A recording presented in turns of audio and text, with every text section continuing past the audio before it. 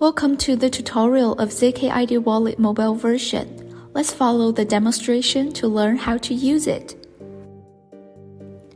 Create your zkID Wallet account. Please note that this tutorial is for mobile devices only. Enter wallet.zkid.app in Safari to access the wallet. This is a PWA wallet. You can add it to your home screen directly by clicking the Share button at the bottom of the browser.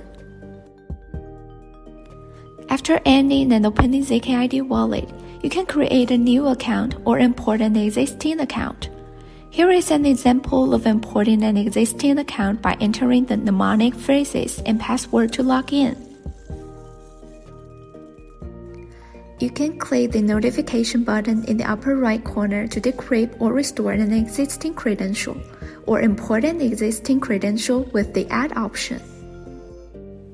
Present your credentials. You can review the information and usage history of any credential by clicking on it. On the lower right corner, there are options to download or present your credentials. By clicking on the QR code icon, you can display the credential information to others in the form of a QR code, and others can simply check the credential information through the scan function of the wallet. Claim a credential.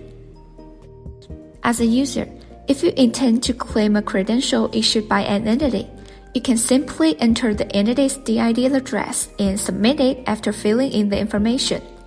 The credential will be transmitted by end-to-end encryption, so there's no need to worry about information leakage.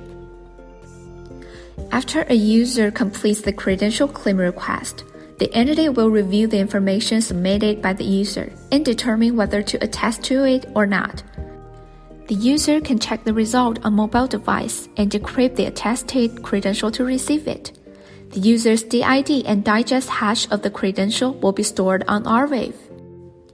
After receiving the credentials, users can import them into their wallets and then download, present, or share them.